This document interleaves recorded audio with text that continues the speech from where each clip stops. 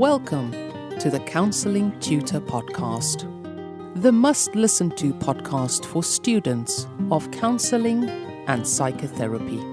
Here are your hosts, Rory Lees-Oakes and Ken Kelly. Hi, and welcome to the Counselling Tutor Podcast with me, Rory Lees-Oakes.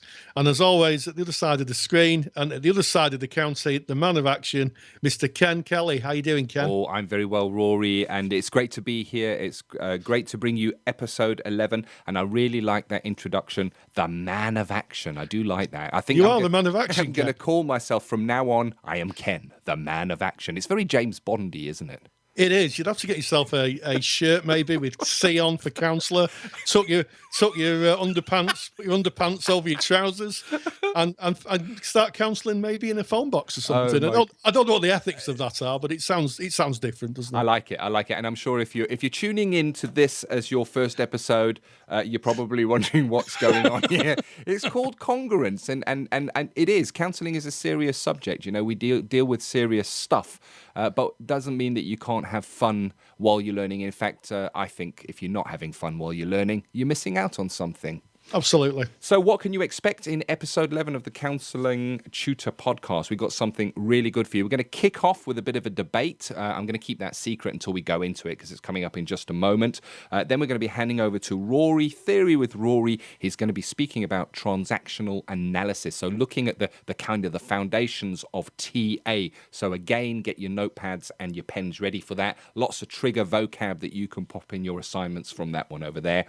In Skills with Ken, I'm going to be doing the first section of the 7 stages of process. Of course, that's not a skill, but Carl Rogers identified 7 stages that a client might move through, and having a knowledge and understanding of what they are is really helpful when you are in client contact. You want to be knowing where the client is and seeing when there is a movement over there. So that's what we're going to be looking at there.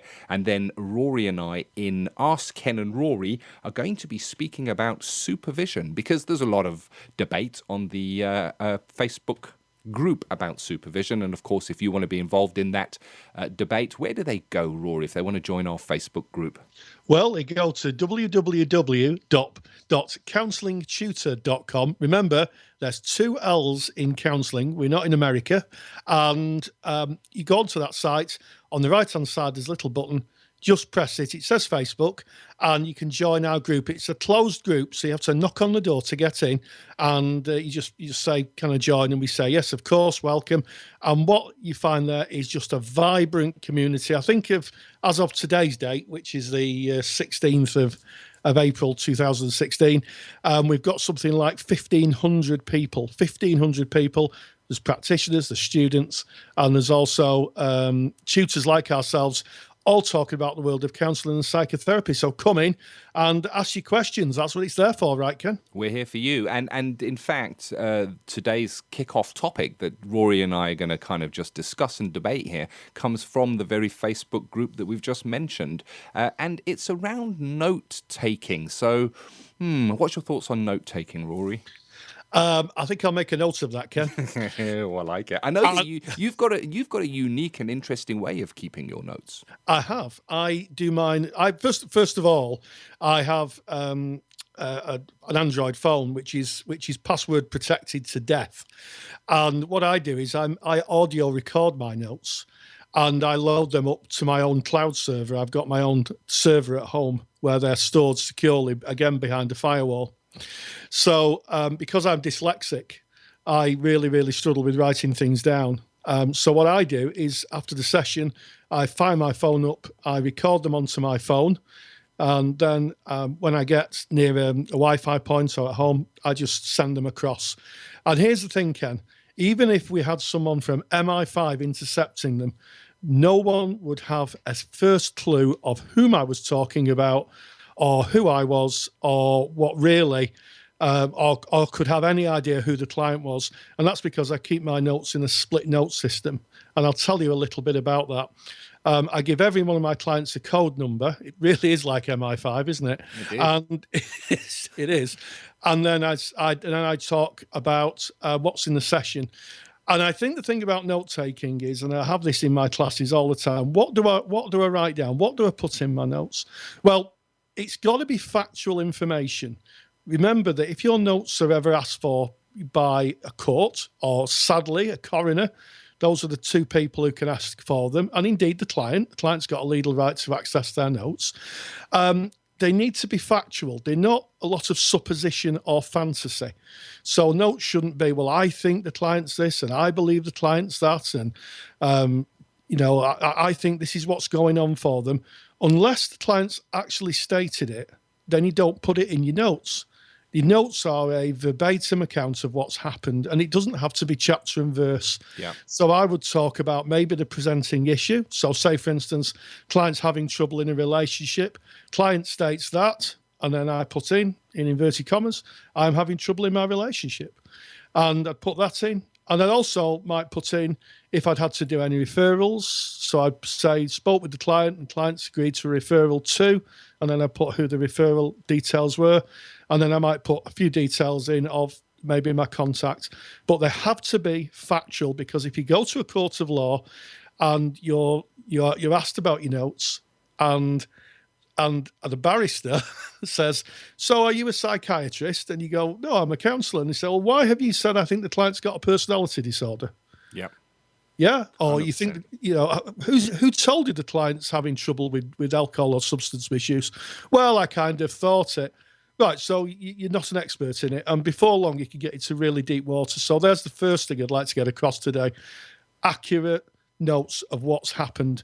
100% there, Rory. Yeah. And I think it all starts with what are the notes for? Have a good think about what is the purpose of the notes and how much detail you need to go into in your notes. So if the notes are for you to refer to and kind of track the progress of the client, what is it that you might need there? And again, as Rory has said, just sticking to that is important, that you know as truth, that the client kind of brought and that you know that if questioned is not going to take you on all different kinds of tangents. Now, if we look at the requirement to keep notes as of today, and Rory, you've already popped a date in of where we are today. We're in April of 2016. If you're in the UK, you don't have to keep notes. Now, I'm not saying that you shouldn't keep notes, but there is no, I guess, ethical requirement in the BACP Code of Ethics as it stands at the moment. If you don't keep notes, it will be questioned,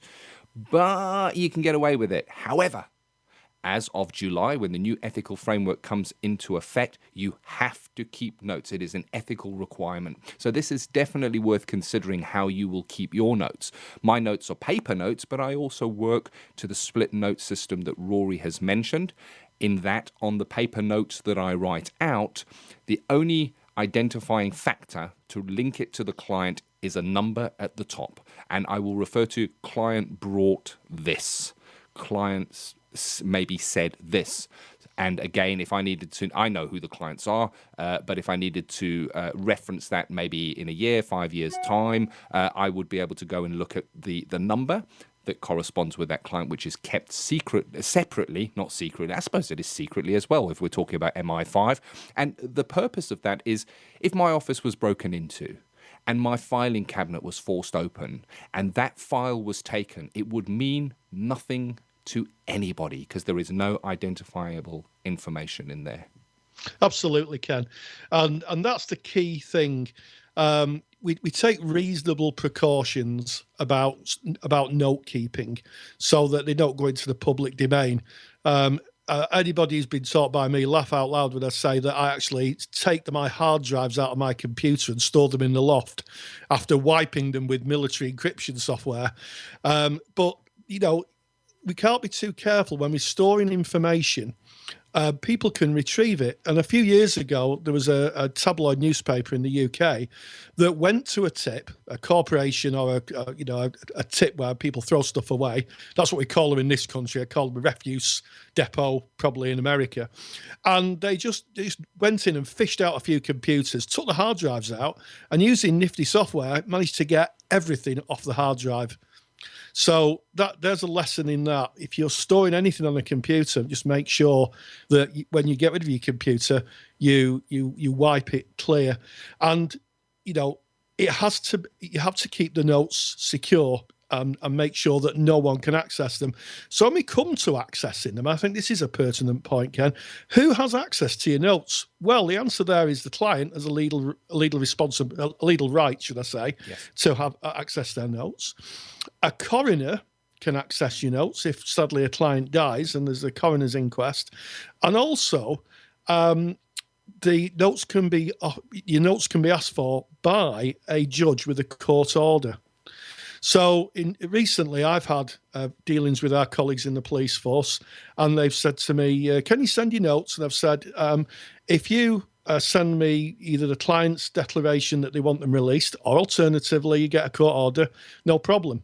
And it went back and forward and back and forward and back and forward. And the police kept saying, well, can you get a court order, And I kept saying, sure you can. I said, but unless I get the client's permission, my notes ain't going anywhere. 100% right. And know what your rights are. And Rory's just painted them for you there. Yeah. A court order. So if the police come and knock on your door and say, we need those notes, please, you can say, where is your court order? Because the last thing we want as counsellors, as therapists, is to be handing over information that could potentially damage a client. A client that came to us in a fragile place for our help. Can you imagine? I just don't even dare think of harming that client. It's in our ethical framework. Do no harm. Absolutely. It's under non-maleficence, Ken, which is the BACP's version of do no harm.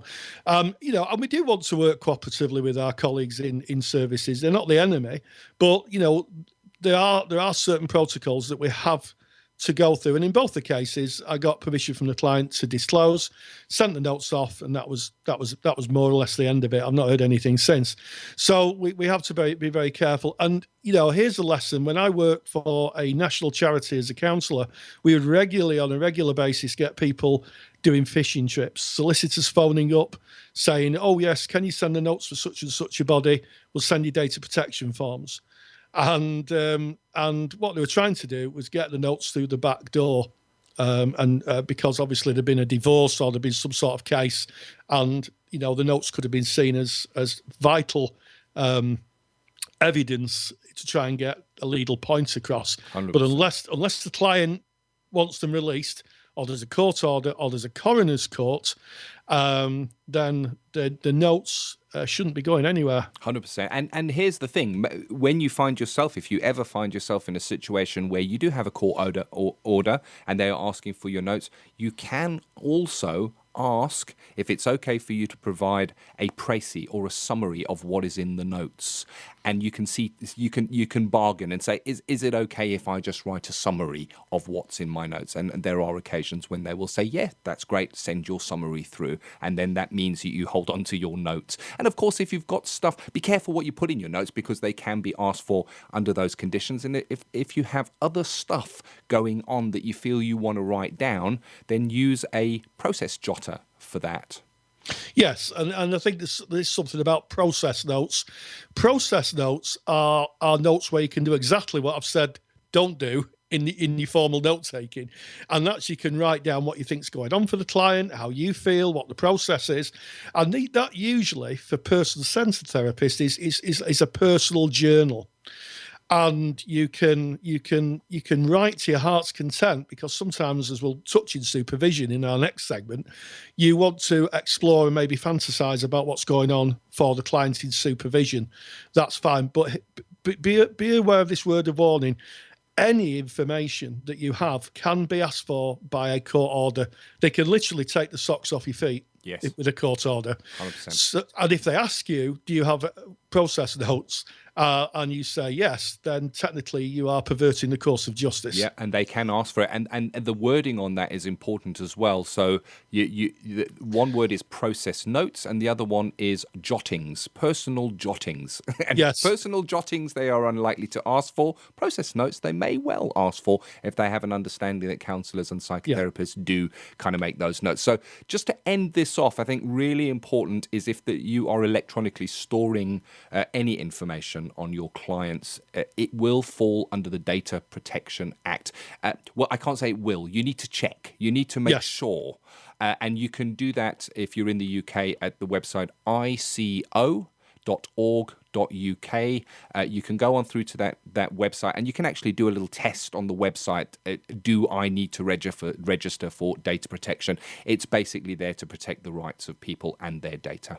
Absolutely. And one final thing, I've had colleagues who've worked in shelters for women who've been survivors of abusive relationships, and sometimes they say we don't want notes taken. In which case, the defensible decision, and you'd have to take that up with your supervisor and maybe the BACP, would be to write in your notes, clients ask me not to take notes. 100%.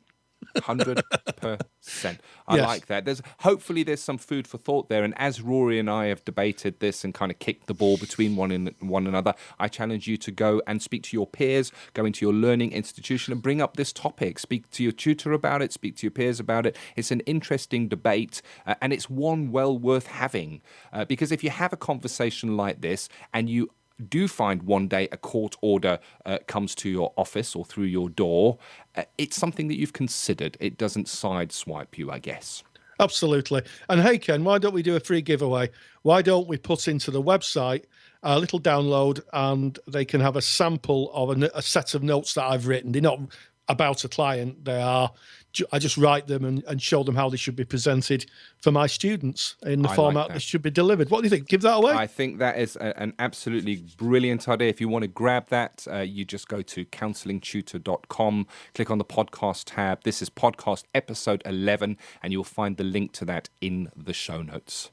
Thank you very much, Rory. And Rory, I believe that as we move now into theory with Rory, we're going to be looking at transactional analysis today. Now, that's a very broad topic. If I know transactional analysis, I know you could probably fill a library with the theory.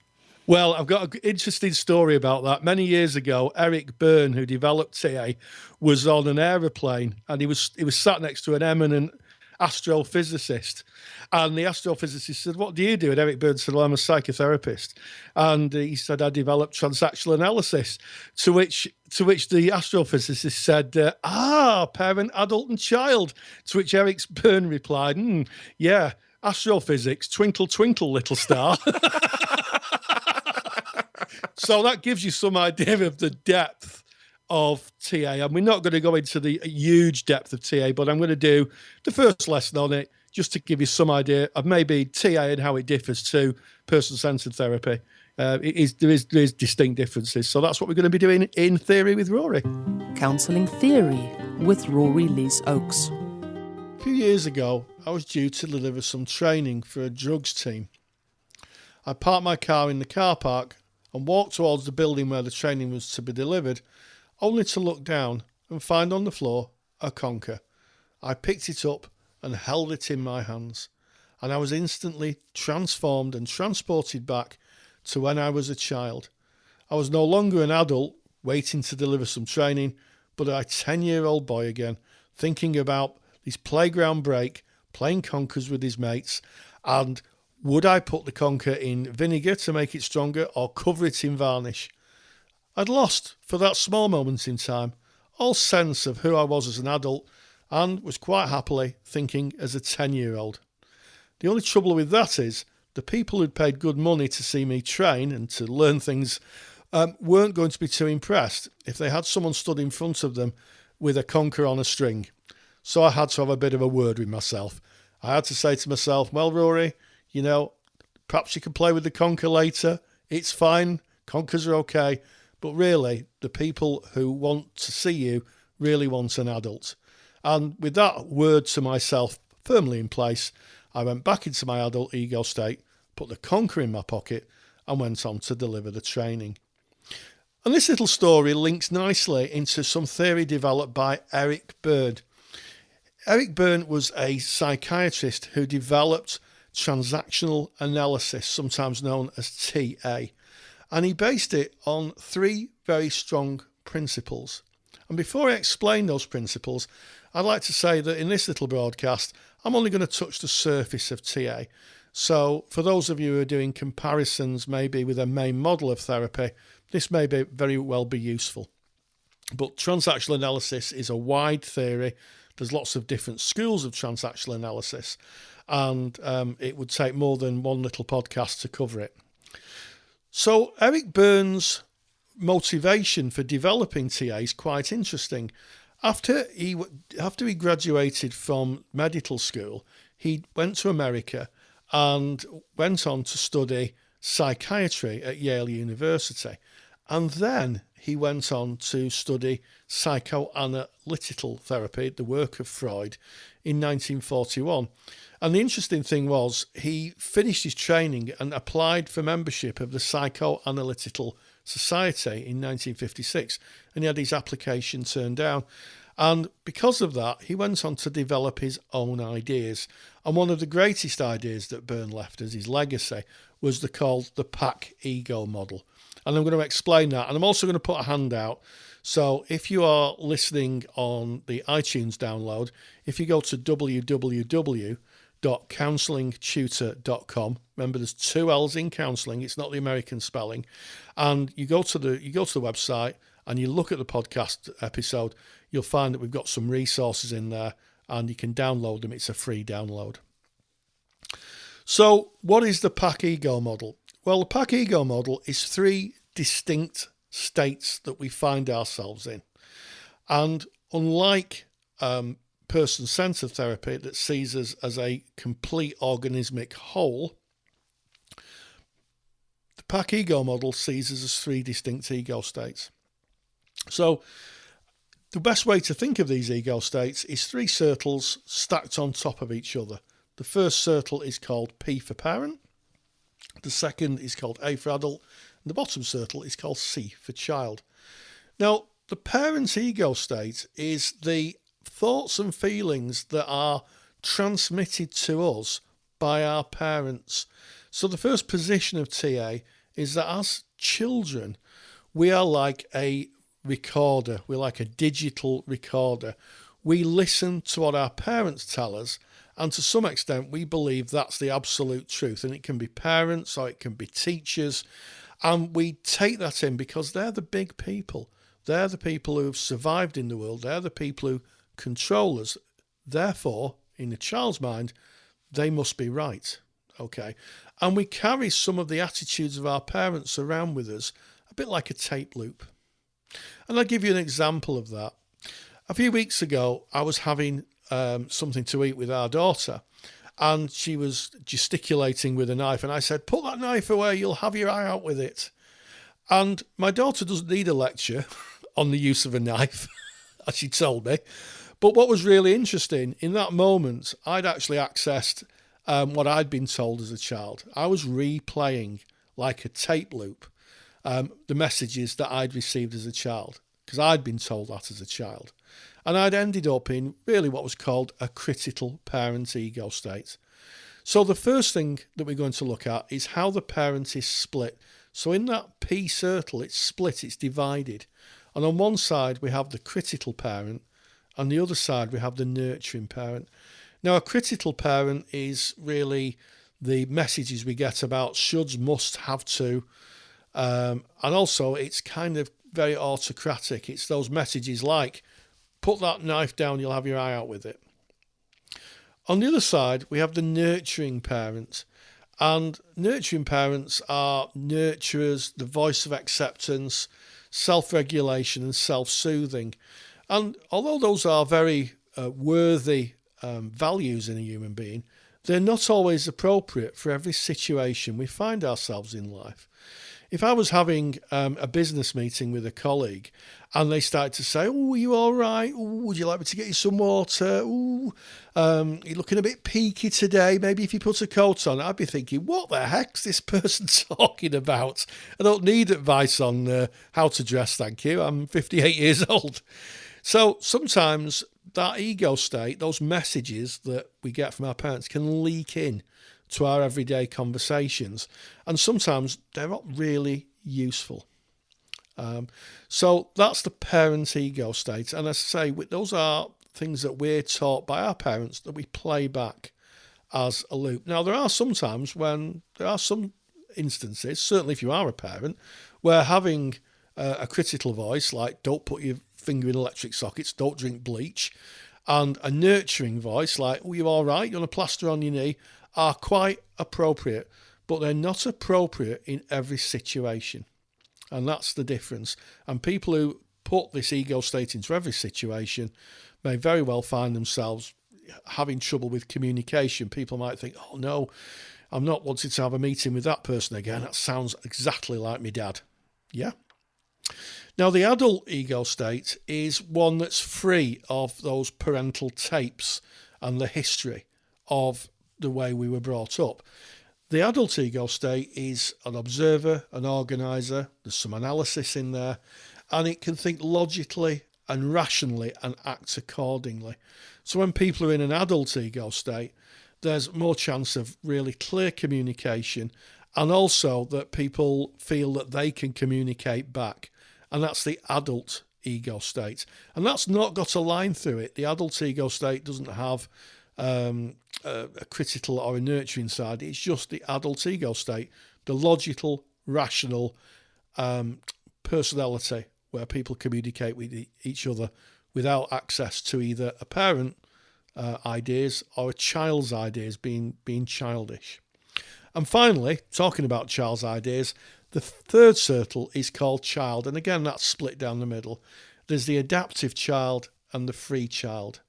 Now, going back to the conquer, I was in the free child ego state because what I was doing was I was going, oh, fantastic, I'm going to play conkers. I'm going to have a conker. I'm going to put it in vinegar. I'm going to varnish it. It's going to be 100er. I'm going to be the most popular person in, yes, back to the adult ego state again. And free child is really good for your self-expression, developing ideas, and just having a bit of fun. And I'll make the point that Burns said that through the day we probably go up and down the ego states. But if we get fixed in any one, then maybe, we're not going to be the best communicators. No one wants a business meeting with someone who's talking like a child. And again, no one wants a business meeting with someone who is talking like their parents. But occasionally, those kind of attitudes slip in. But as long as they're not predominant and we know the appropriate time to use the appropriate ego state, then we're probably going to be good communicators, and our relationships with other people are going to be very good. Now, on the other side of the free child ego state is called the adaptive child. And that's the part of self that makes emotional decisions about the self based on the rules our parents have put in. So if we're told certain things as children, then very, very much as we move into this ego state, we'll be looking for approval. And that can be a pretty difficult place for people to be. And I remember many years ago working with a colleague who would perennially say to me, is that all right? Have I done the right thing? And I go, well, what do you think you've done? And what you tell me. And she was literally insistent on me giving her praise to boost her self-esteem. And it became quite difficult because I wasn't her parent. And here's the thing, what can happen is that if we get stuck in one ego state, it might be that we're continually in this kind of loop where we're looking for parental praise from everyone we meet in life. And again, that's not a healthy place to be. So that's the adaptive child. And the idea of TA therapy is to try and strengthen and recognise the adult part of us. So that differs a lot from humanistic therapy. It's about finding out which ego state isn't useful to us anymore and making decisions about how we're going to act in maybe a different ego state. So I hope that little presentation on parent, adult, child has been useful. I've put some handouts in the download, www.counsellingtutor.com. Click on podcasts and find this episode. Click onto it and you'll be able to find the download. And I know some of you may be asking, what about the conquer? Well, as it happened, when I'd finished the training session, I went home and our daughter turned up and I said, do you fancy a game of conkers? And she said, yes. So we stood in the garden with our conkers, both being 10-year-olds. It was appropriate, it was fun, and I thoroughly enjoyed it, and I lost. My conker broke. but it's about the appropriate ego state for the time and the relationship that you're having.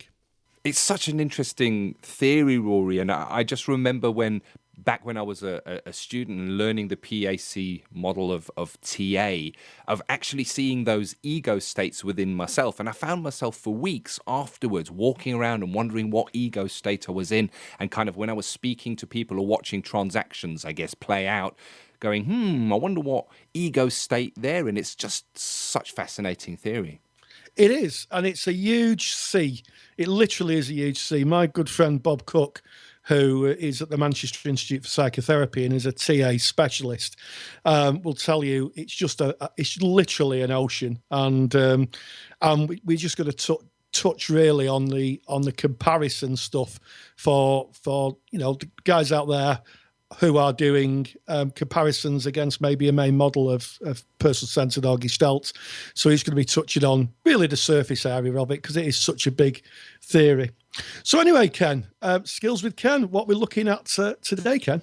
Heading into the territory of Mr. Carl Rogers, I guess very different. You were speaking about comparative models there, and one of the comparative models we often see in assignments is a comparison between the person-centered approach and TA that you've just been bringing here. And of course, a big whacker theory in the person-centered approach to counselling is the 7 stages of process, which we're going to be covering in skills today. And I'm very familiar that 7 stages of process is not a skill. However, it is something that is present with you, part of your awareness as a counsellor when you are face-to-face in the trenches with the client. So having a working understanding of how the 7 stages of process links in to actual face-to-face therapy, I think is important. Oh yeah, it's absolutely a not to be missed section, this, and it is just so important. It's one of the few, I'd say, pieces of theory that is just so important, not only for understanding where the client's process is, but also being able to speak a common language when you're visiting and seeing your supervisor. Counselling Skills with Ken Kelly. Carl Rogers came up with a theory which he entitled the 7 stages of process. So why would we be bringing a theory into our skills session? And I guess the reason for this is because very often in our assignments and in our studies as counsellors, we're asked to relate theory to practice. And this is a great example of where we're going to take the theory of the 7 stages of process and bring that into our practice, into our therapy room, into our relationship with the client. And rather than look at the theory in its dry state, as we may if we were answering a theory question, we're going to link this to practice and try to see how it informs practice, what we can look out for, and how we can see these stages in motion. Back in 1961, Rogers's book was published called On Becoming a Person. And it's in this book that we see the best writings of the 7 stages of process. And I just want to take an actual quote from the book. Let's hear it in Rogers's words. This is him describing what the 7 stages of process is. And he says, "Individuals move, I began to see, not from fixity to homeostasis. Through the change to a new fixity, though such process is indeed possible, but much more significant continuum is from fixity to changedness, from rigid structure to flow, from stasis to process." So some rather big words there, but yes, a great quote to put in an assignment. But what does it actually mean if we put that into simpler terms? What Carl Rogers is saying is that it's not that a person comes in with really rigid and fixed views and then goes through a process within the therapeutic relationship and those views change to different fixed views. It's rather a process of going from having really fixed and rigid ways of looking at the world, and hopefully if we move through those stages of process to a more fully functioning person, as we refer to it, we can see a loosening of that self-structure. So it is being more open and more accepting. So it's not from rigidity to a different kind of rigidity, but more from rigidity to a more fluid and accepting self-structure. And according to Rogers, personality is a process that can be split into 7 stages. Stage 1, he mentions that the organism is fixed, rigid, stuck, anxious, and incongruent, through to stage 7, where the organism is fluid, spontaneous, and congruent. And I guess Rogers, speaking about the organism, is referring to us as people, the human condition, our clients, the way we are and the way we interact with our world. Today, we're going to take the first 3 of Rogers' 7 stages and examine them and look at how they fit into our counselling relationships. And then next week, we'll pick up on the other 4. So let's start off by going to Rogers' book on becoming a person. We're going to look at page 132. So if you're referencing this for an assignment where you need to write about the 7 stages of process, 132 on becoming a person, that's where you want to be heading.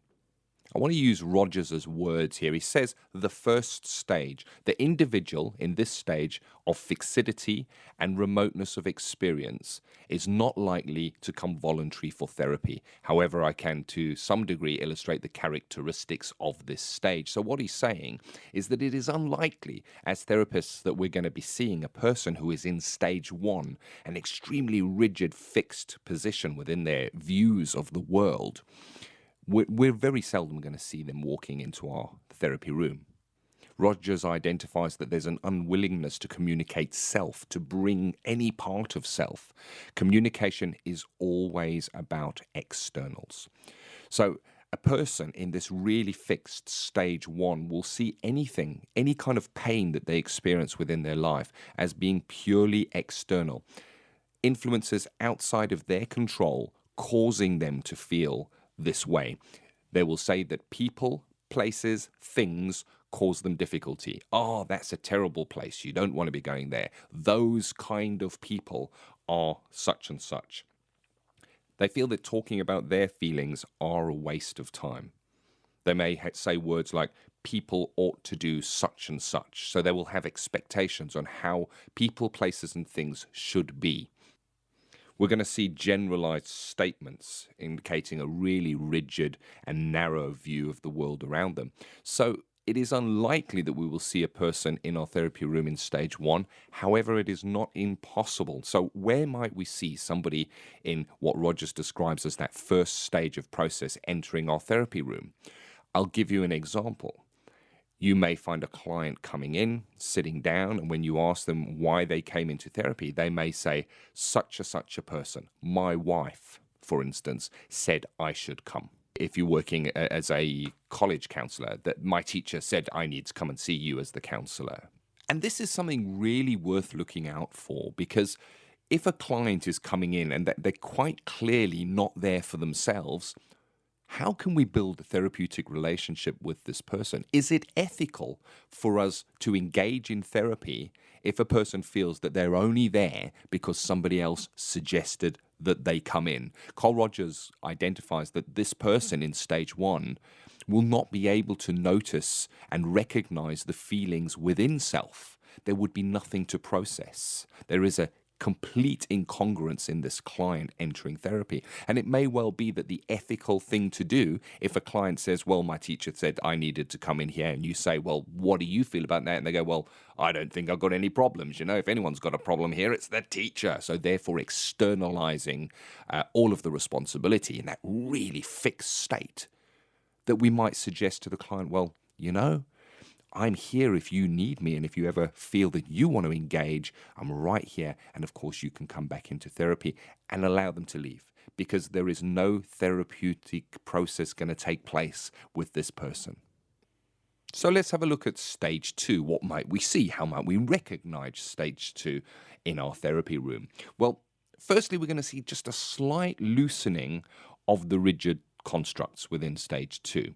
Although we're still going to notice that the client may present themselves with kind of having difficulty in accepting any kind of responsibility for their feelings within their own lives. So they may appear as victims within their own lives. Everything that is happening to them will once again be externalized. You may find them saying that they're living in this hostile world. Or, you know, if you had a job like mine, you too would feel this way. If you had a wife like mine, you too would feel like this. If you had children like mine, you too would feel like this. That way that they look at the world with is for them a fact. It is the way it is, because the concept of self is still very, very rigid. So they don't see that they have an ability to influence their happiness within the world. It's almost like the world exhibits its will upon them.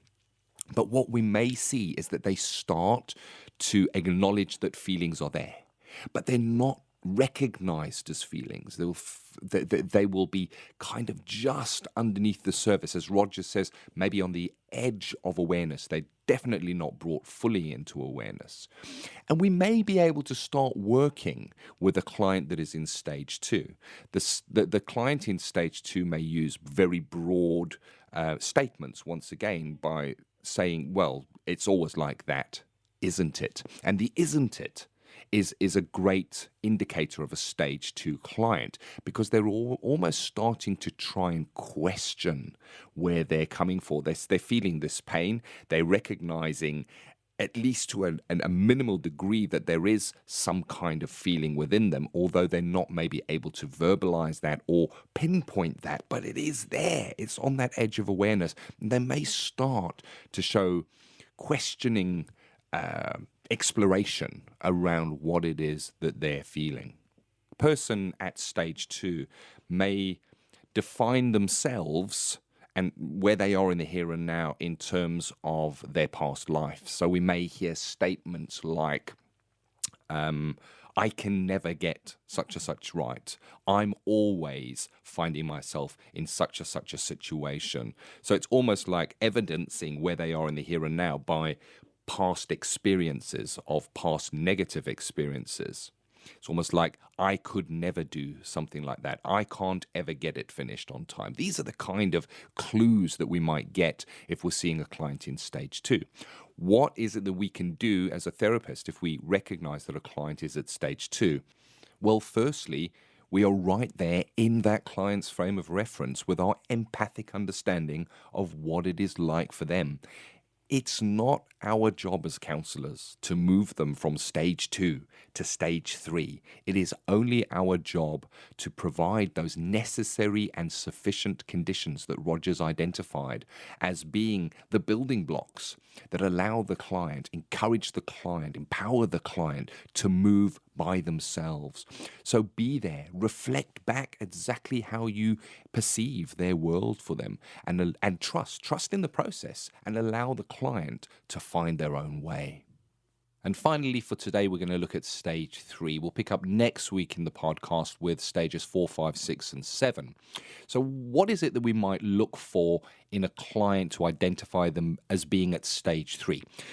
There's a slight loosening of that rigidity. So stage 1 and 2, it was very close, very rigid, very fixed way of looking at the world, and there was very little movement there. So we're looking at a loosening of the attitudes.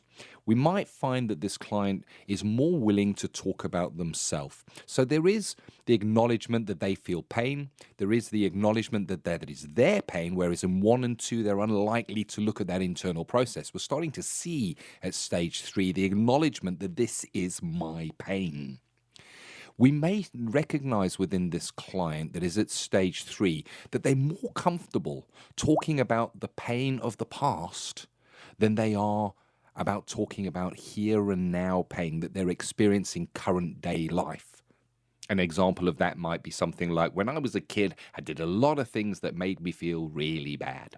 So they're bringing feelings from the past comfortably and laying them out. We may see in a client at stage 3 that the incongruence starts to show. We start seeing those contradictions in what they think and what they feel, and that may be coming out within our counselling relationships. And a contradiction in that may be something along the lines of, oh, I try so hard to be the perfect partner, but I fail all the time. It always goes wrong. So we're seeing the intention, but the feeling inside is contradicting that. We're seeing that incongruence manifesting itself in the words that the client is bringing. And at stage 3, we're going to notice that the client is open to different possibilities, different points of view. So not so rigid as in 1 and 2, where their point of view, what they project out at the world is the only way, more accepting that there are other ways of doing this, but still a tendency, I guess, to default to what their own self-concept tells them. So how might we work with a client who we recognize to be at stage 3 within our relationship?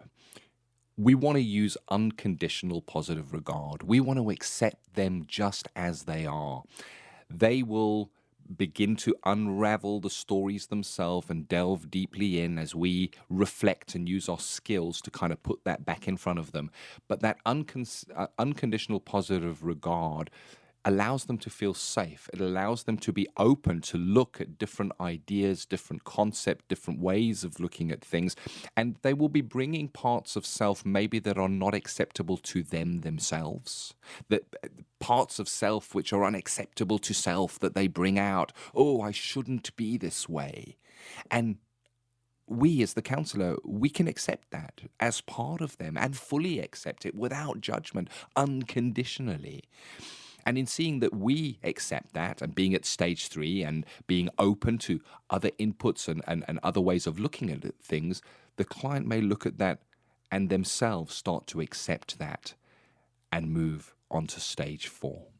So that kind of caps off the first 3 stages of process and how we might use that in our therapy room, what we might look for and how we may work with that. And next week, I look forward to looking at the remaining 4. Well, I always enjoy listening to the 7 stages of process, and especially with such a fully functioning person like yourself, Ken.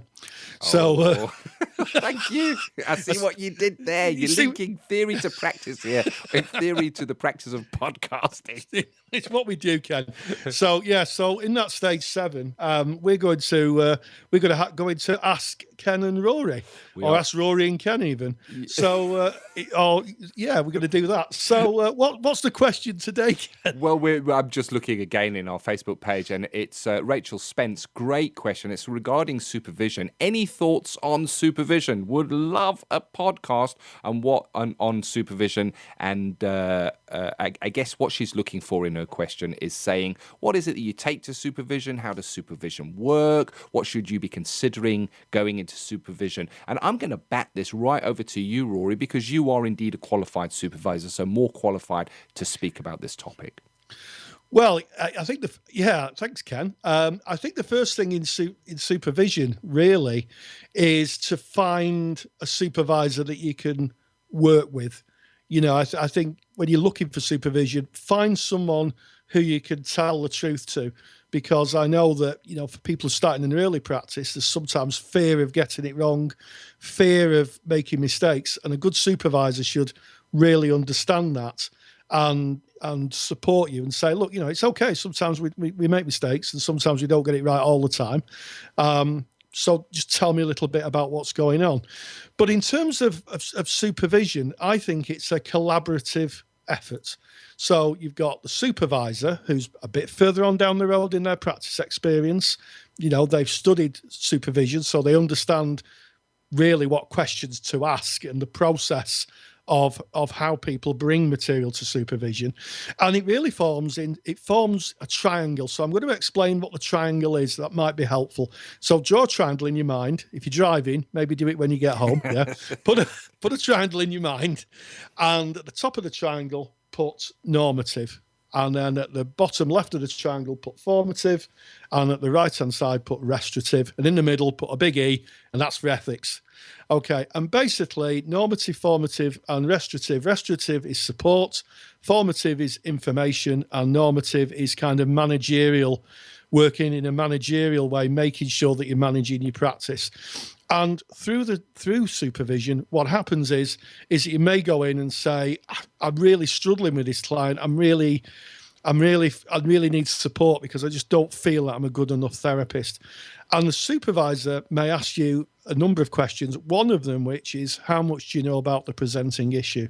Yeah. And usually at that point, someone says, well, I'm not really sure, which is fine because we can't know everything, can we, Ken? We can't know everything. 100%. So what we do is then we say, okay, well, let's find out. And then we try to understand where the client's coming from. And I have to say that a good supervisor should draw on a little bit more than maybe the theory that you're studying. So they should have a good idea of things like transference and counter-transference, parallel process. We've done podcasts on that. Yep. Understanding of presenting issues such as bereavement or trauma or loss or the whole panoply of the human condition. There'll be some things the supervisor won't know. And and it's going to be a bigger part of supervision as we move into the new ethical framework, is about getting people to understand more deeply the presenting issues of clients. So how do you present the work? Well, what I do is I'm very fortunate. I have about a half hour's drive to my supervisor, and I usually kind of have a set agenda of what I want to discuss. And usually by the time I get there, it's changed. I have it in my mind, it's changed. But first of all, it's client work. So I would bring my clients, and then through the process of supervision, there's a backwards and forwards interaction. So initially it's for me to bring my clients, but having done that, it may be that the supervisor then asks me about where I am in terms of working with this client, or who does this client remind me of? So I would say be prepared first and foremost to bring your clients. If you've got 6 clients or 5 clients, then bring your clients. If you're a student, you should have about 4 clients. So bring your clients, and the supervisor will ask you about each one, should be taking notes, should remember your clients. My supervisor will say to me, how's, I'll make this name up, how's Bill doing? How's Bill doing? And I'll say, oh, yeah, okay. And should I tell you a little supervisor's trick, Ken? Go ahead. Okay. You've got to promise that you won't tell anybody I've told you this. This is between you and me, Rory. This is between you and me. Okay. So when I was taught supervision, one of the things I was taught was if a supervisee has 4 clients, and you say, okay, you've got 4 clients, so how are they doing? And you go, okay, well, Tom's okay, and Fred's, I could do speaking about Fred, and I could do speaking about Mo, and I could do speaking about Chung. I would say, let's speak about the client that you say is doing okay. Yes. And the other week I went to supervision, and I went in and I said, well, this client's doing okay. And my supervisor locked me with her lock-on stare, and she said, we'll talk about that client. And I said, I know what you're doing. I'm a supervisor too. She said, we'll still talk about him. I like it. And you've brought some really valuable information there of how you can use supervision. What I really like is that you said, tell the truth. And absolutely. If there's anything that you're carrying in your practice that you might feel ashamed to go and share with your supervisor, that's what you need to be sharing. That's the stuff. That's what supervision is there for. I remember right in placement days, I had a client who walked in, and I'm going to be honest, I found her really attractive. I thought, wow, that is... and I felt uncomfortable about finding this client attractive. And boy, did I not want to take this to supervision. And I took it into supervision and was able to work through that. And I'm so glad I did. I'm so glad I had the courage to take in that I would normally, I guess, want to hide away and pretend wasn't there. The other thing that you mentioned that really resonated with me is find a supervisor you're comfortable with. Go and visit different supervisors and see who you get on with, see who fits with you. It can be a long-term relationship, supervision. Absolutely. You're going to be spending some serious time together. Find somebody that you resonate with. Absolutely. And of course, prepare for supervision. As you said, Rory, you have a 30-minute drive to go and see your supervisor. I put it to you, listening to this, what do you do to prepare for your supervision? Make preparations and go in and use that time. It's important. It's an important part of your learning. Absolutely. And hey, why don't we ask people to go into the Facebook feed and share what they do to prepare for supervision? We'd like to hear from you. We'd like to hear from you guys. Go into the Facebook feed, go on to www.counsellingtutor.com, click on the Facebook feed. If you're a member, fantastic. If you're not, just ask to join. And just tell us and share with us, what do you do to prepare for supervision? Be really interested, because I think people do it in very, very different ways. I know at least one of my colleagues meditates before they go. I like it. I really like that. Yeah. And hopefully, Rachel, that answers your question. One final thought for you, Rachel. Why not next time you go to your supervisor, sit down and say to your supervisor, today I'd like to look at how I can better use my supervision time, and work through that in supervision. Why not? Absolutely. So there you go. That's episode 11 of Counselling Tutor Podcast. I hope that there's been something there useful for you. Episode 12, of course, coming your way next week. And we're just grateful to have you as listeners. You can get the show notes for today's episode, counsellingtutor.com. Click on the podcast tab, go down to episode 11. It's all there neatly laid out with all the links and references that we've been talking about today, including that free download that Rory's making available for you. Yep, and as always, guys, stay grounded and stay safe. Take care. Thank you for listening to the Counselling Tutor Podcast. Find the show notes for this episode on our website at www.counsellingtutor.com.